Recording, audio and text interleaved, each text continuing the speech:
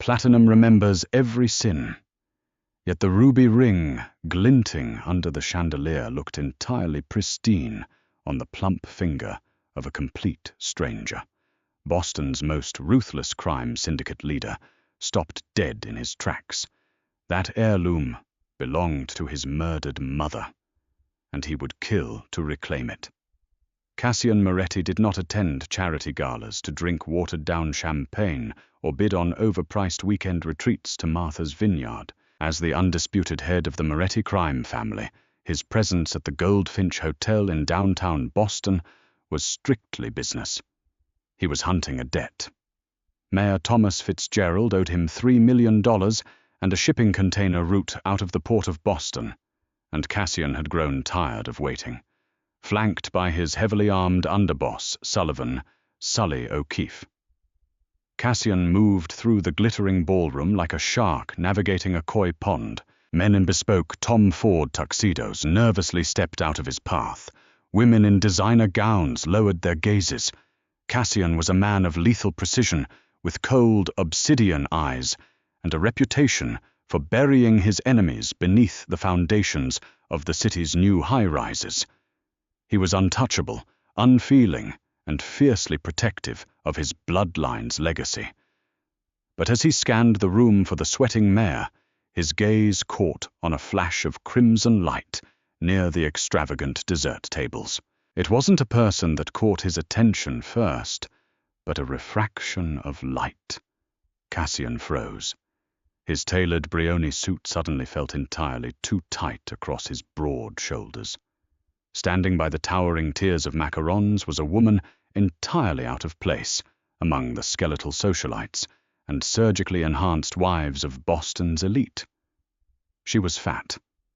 Not curvy, not pleasantly plump by polite society's euphemistic standards, but heavily and unapologetically fat. Her thick, soft arms were barely contained by the sheer cap sleeves of a simple, off-the-rack emerald green dress that hugged her wide hips and heavy stomach. She had a round, flushed face with a double chin framed by chaotic waves of auburn hair.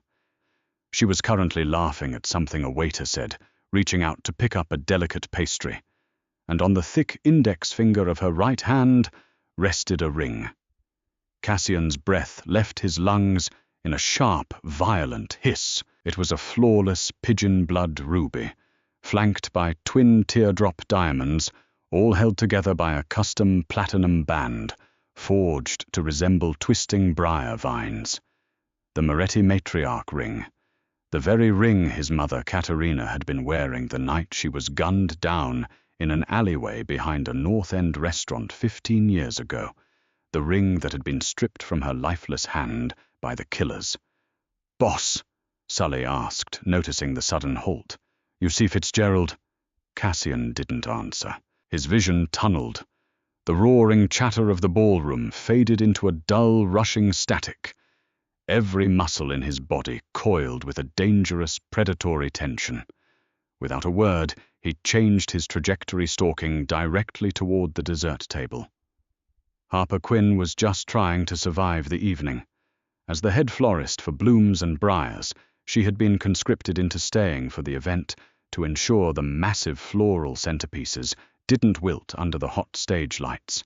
Her feet, crammed into sensible black flats, were screaming in agony, and the emerald dress she had bought on clearance at Macy's felt suffocatingly tight around her waist.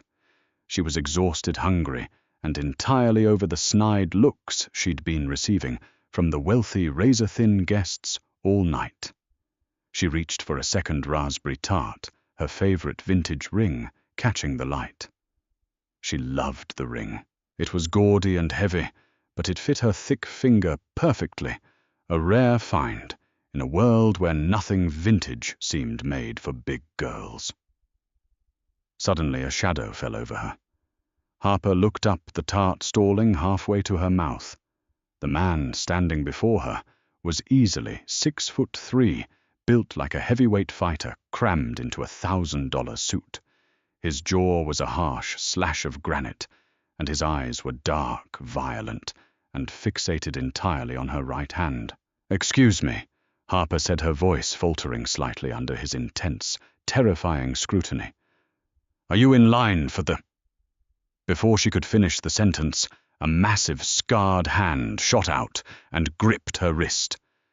Harper gasped, dropping the pastry. It shattered on the marble floor. "Hey, what are you doing? Let go of me!" Cassian ignored her protests. His grip was like a steel vice, bruising her soft flesh as he yanked her hand upward, bringing the ring inches from his face. His heart slammed violently against his ribs. There, hidden on the underside of the platinum band, was the microscopic engraving of the Moretti family crest, a wolf entwined in thorns. "Where did you get this?"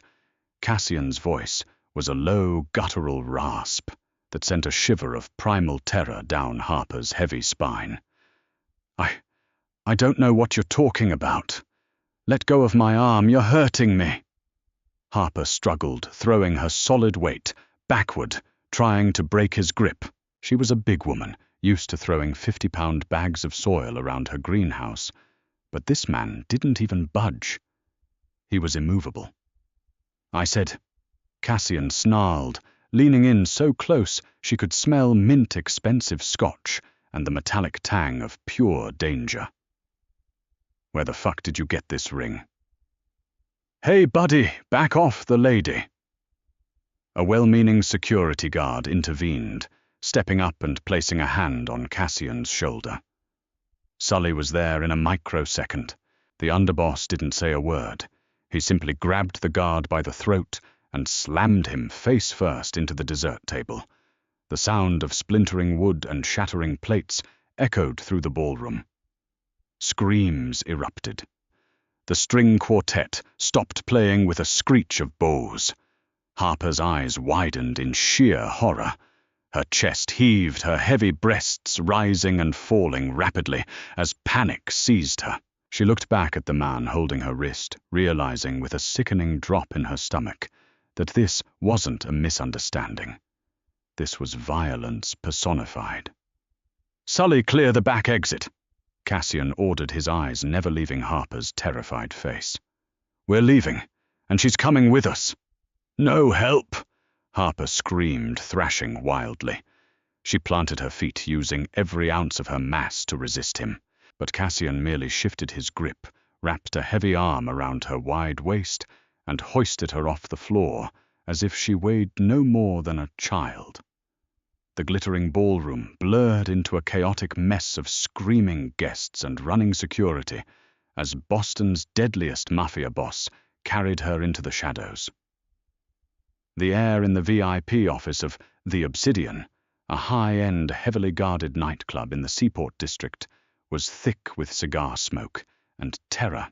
Harper was shoved unceremoniously into a high-backed leather chair. She hit the seat hard, her breath knocking out of her lungs. She scrambled backward, pulling her knees up to her chest as much as her stomach would allow, trying to make her large frame as small as possible. Tears streamed down her flushed cheeks, ruining her minimal makeup. Cassian locked the heavy mahogany door behind them.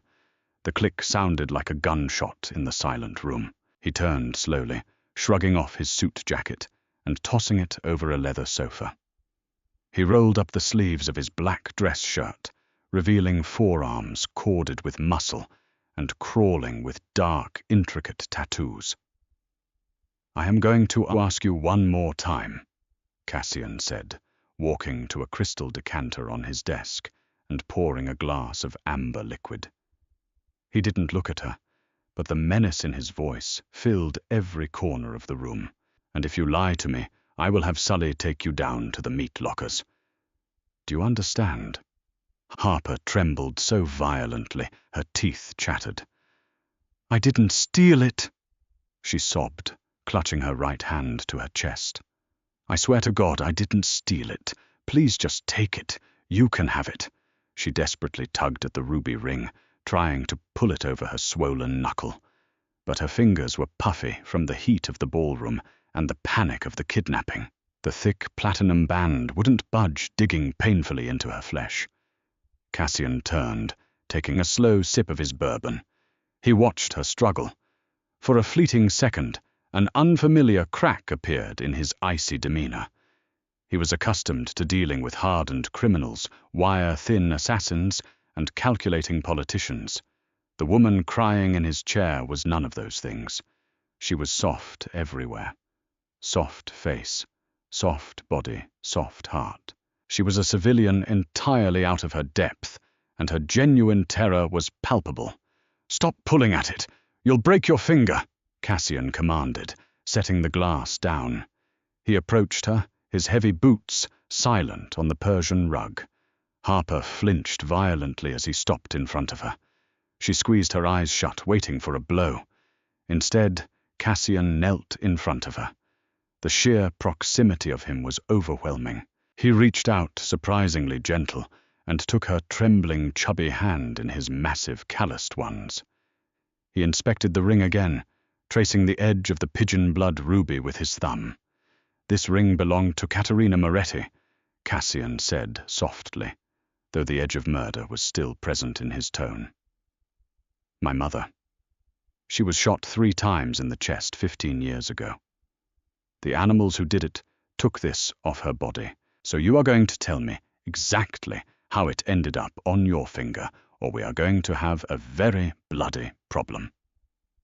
Harper's breath hitched. Moretti. She lived in Boston. She watched the news. Everyone knew who the Morettis were.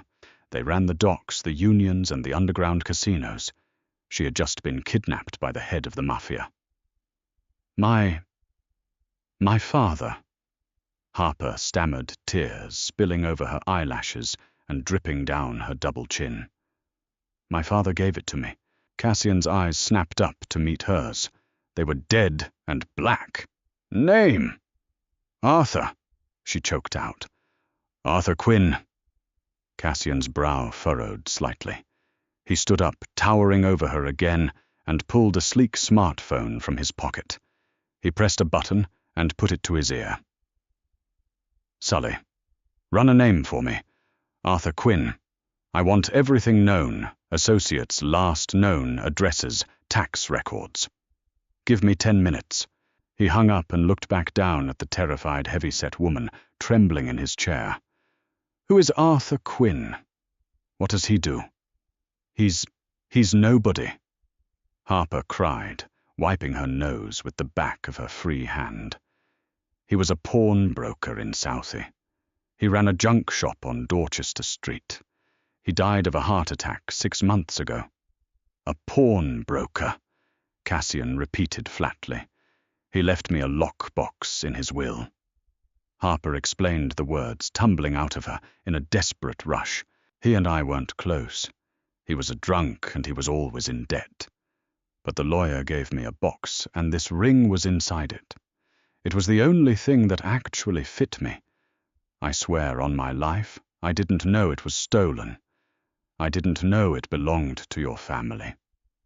Cassian stared at her, analyzing every micro-expression on her round, tear-stained face. He was a human lie detector, a skill honed by years of surviving assassination attempts and betrayals. She wasn't lying. She was exactly what she appeared to be, a collateral victim of a much larger, darker game. But a pawnshop owner in Southie didn't just stumble upon a $3 million stolen Mafia heirloom. Southie was Irish mob territory, the O'Banion Syndicate, the same syndicate Cassian had suspected of organizing the hit on his mother all those years ago. His phone buzzed. Cassian put it on speaker and set it on the desk. "Talk to me, Sully." "Boss!" Sully's gravelly voice filled the room. "Arthur Quinn. Dead 6 months. Ran a pawn shop, yeah, but that was a front. He was a cleaner for the O'Banions back in the late 2000s. Guy used to melt down stolen jewelry and fence it for them to keep the heat off." The temperature in the room seemed to drop 10 degrees. Cassian's eyes slowly dragged back to Harper. Her blood ran cold. She shrank back into the leather chair, her heavy chest heaving, realizing what this meant. Her father wasn't just a drunk. He was a mob fence. and he had fenced the jewelry of a murdered mafia queen. He was supposed to melt it down. Cassian murmured, a dangerous, dark realization settling over him. The O'Banions gave it to him to destroy the evidence. But the stone was too valuable. The greedy bastard kept it for himself, hid it away, and left it to his daughter. I didn't know, Harper pleaded, her voice cracking into a high-pitched sob. Please just cut it off. Cut the ring off my finger. Cut my finger off, I don't care. Just let me go. Cassian slowly walked back over to her. He braced his hands on the armrests of her chair, caging her in. He was so close she could feel the heat radiating off his muscular chest.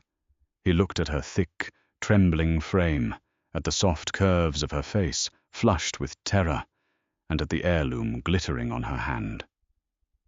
I'm not going to cut your finger off, Harper, Cassian said, his voice dropping to a low, smooth baritone that was somehow more terrifying than his yelling.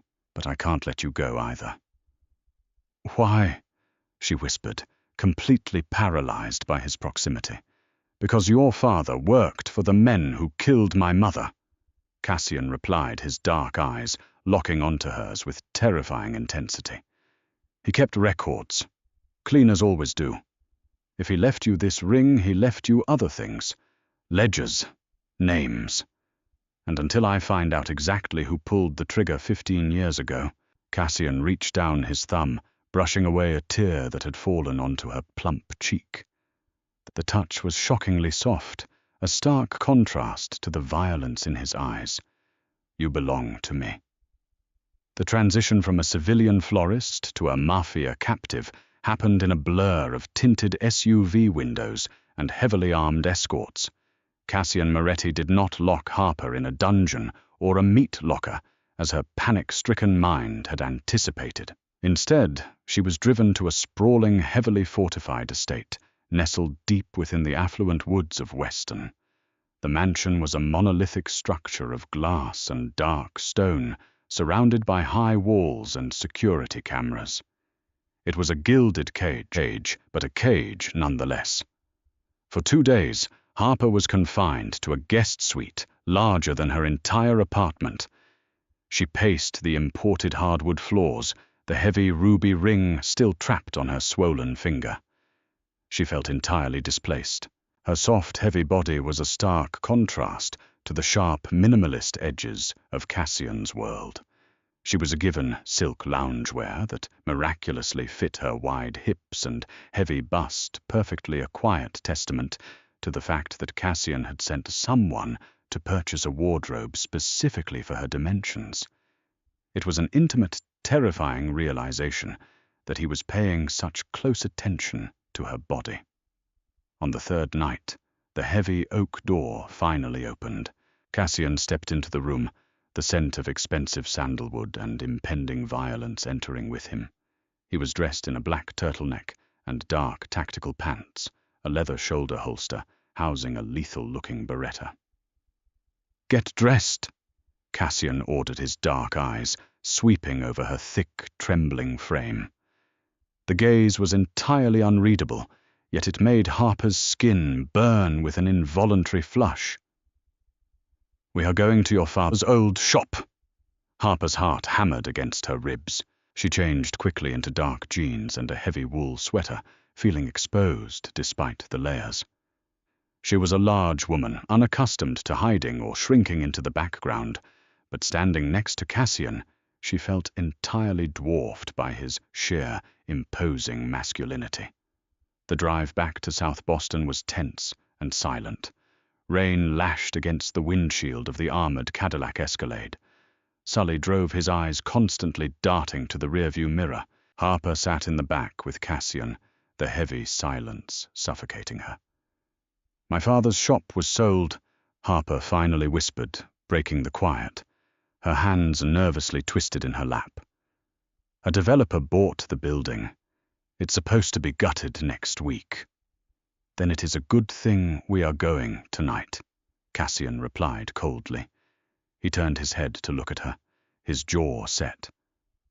"If Arthur Quinn left you the ring, He left the ledger.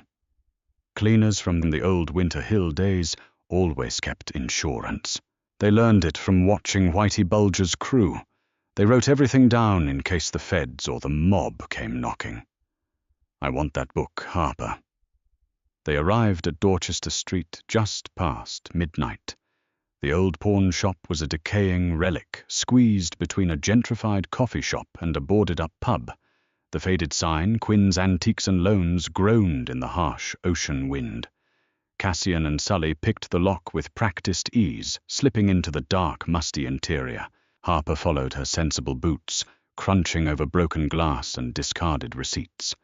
The shop was stripped bare of inventory, but the heavy oak counter and the dusty built-in shelving remained. The air smelled of old paper cheap cigars and rot, the exact scent of her childhood. Where would he hide it? Cassian murmured, his flashlight beam cutting through the darkness, illuminating the dancing dust motes. He had a safe, Harper stammered, wrapping her arms around her thick waist to ward off the chill. But the police emptied it when he died.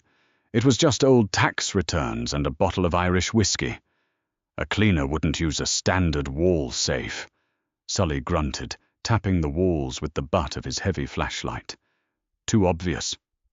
Harper closed her eyes, trying to force her terrified brain to think. She pictured her father, a perpetually sweating, anxious man who always smelled of cheap gin and fear. Where did he spend his time? She opened her eyes and looked toward the back of the room, near the old radiator that never worked properly. The floorboards, Harper said suddenly, her voice echoing in the empty shop. She walked heavily toward the corner, pointing down at the scuffed, warped wood beneath the radiator. When I was a kid, he used to scream at me if I ever played near this corner. He said the pipes were hot and would burn me. But the radiator was broken my entire life. Cassian moved instantly. He knelt beside her, pulling a heavy tactical knife from his belt. He wedged the thick steel blade into the seam of the floorboards and pried upward. With a loud, protesting screech, the old wood splintered and gave way. Inside the dusty cavity lay a rusted metal lockbox. Cassian pulled it out, blowing the dust off the lid. He forced the lock with his knife, flipping the lid open. Inside sat a small leather-bound notebook. The ledger. You found it.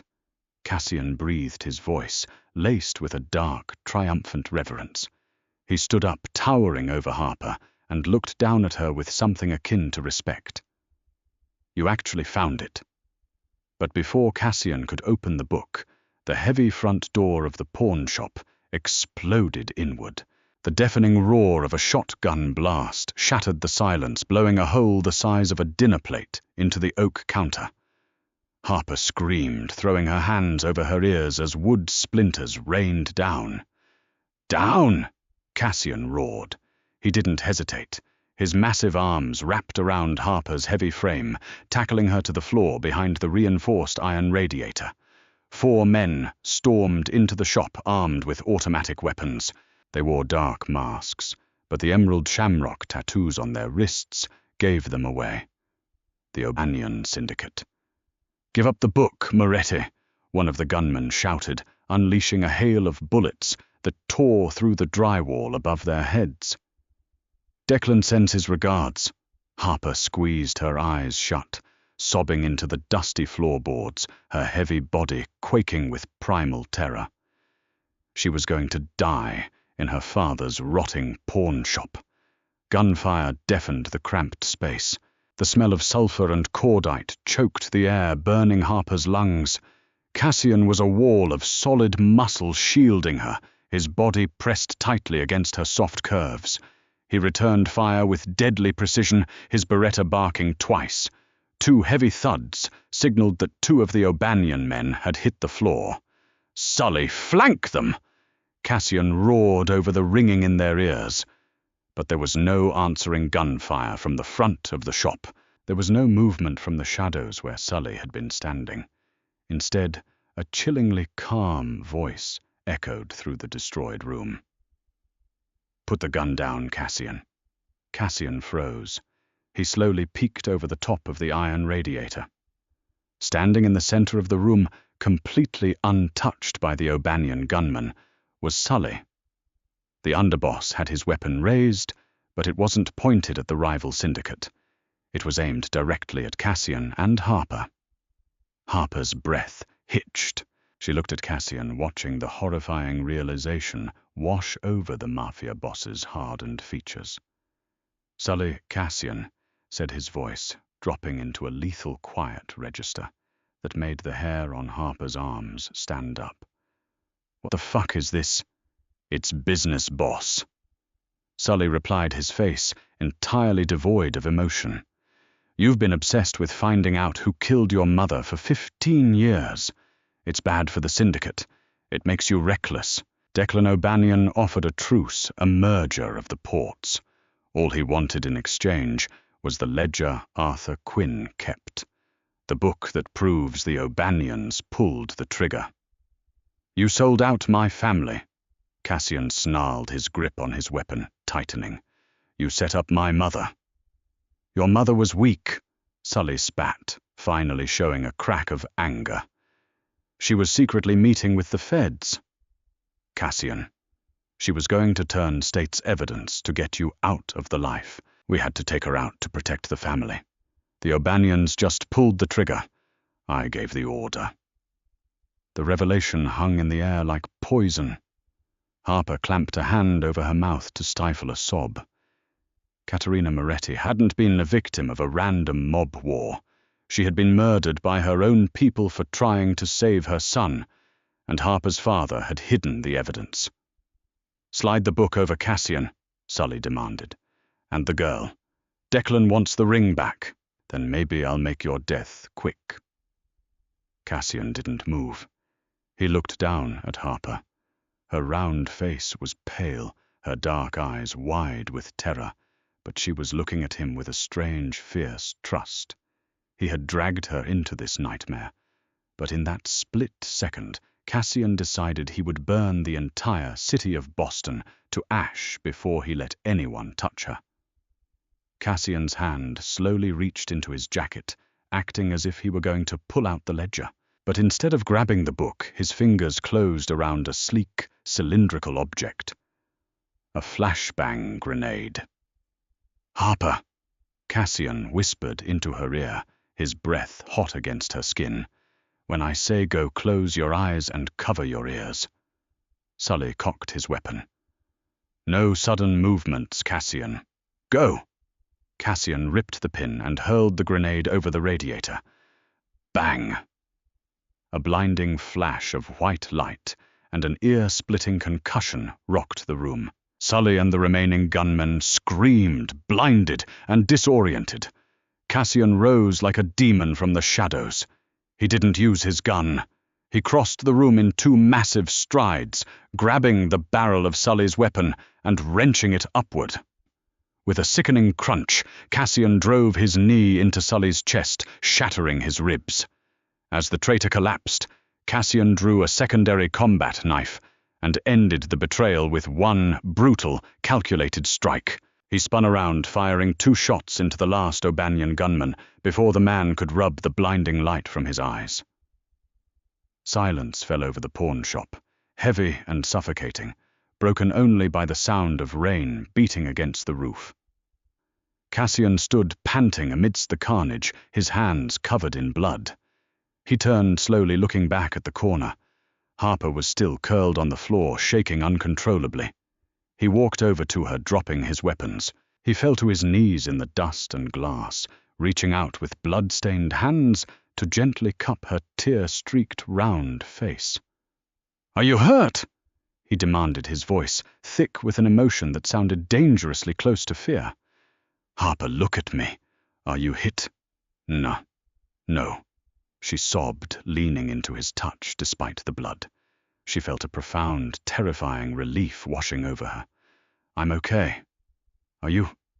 Cassian let out a shaky breath, pulling her heavy, trembling body against his hard chest. He buried his face in her auburn hair, holding her with a desperate, fierce possessiveness that defied logic. She was soft, warm, and alive. "I've spent 15 years chasing ghosts," Cassian murmured against her skin, his arms wrapping tightly around her wide waist, refusing to let her go. "I was dead inside Harper, until I saw that ring on your hand. Until I saw you." Harper clung to his broad shoulders, her fingers gripping his bloodied shirt. She looked down at the ruby ring on her finger. The blood of the past had finally been washed away, revealing a new, terrifyingly beautiful future. Cassian pulled back slightly, looking deep into her eyes. The cold obsidian void was gone, replaced by a burning, unyielding fire. "The ledger gives me the power to destroy the O'Banions, to take back the city. But the ring—" He brought her right hand to his lips, kissing the swollen knuckle just below the platinum band. "The ring stays exactly where it belongs, on the hand of the new Queen of Boston." Did this mafia romance keep you on the edge of your seat? If you loved the thrilling twists, the dark danger, and the undeniable chemistry between Cassian and Harper, please do not forget to hit that like button, share this amazing video with your fellow dark romance addicts, and be sure to subscribe to our channel for more breathtaking stories. Drop a comment below telling us your absolute favorite moment, and ring the notification bell for all future exciting uploads.